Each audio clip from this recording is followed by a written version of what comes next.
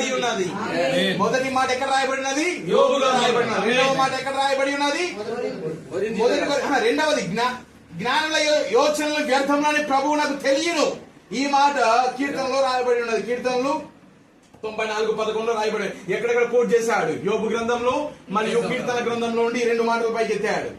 కాబట్టి ఎవరును మనుషుల యందు అతిశయింపకూడదు, సమస్తమును మీవే. ఎలాంటి మాట ఇది?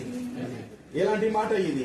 పౌలైనను అపోలైనను కేఫానను లోకమైనను జీవమైనను మరణమైనను ప్రస్తుతమందున్నవి అయినను రాబోవునవి అయినను సమస్తమును.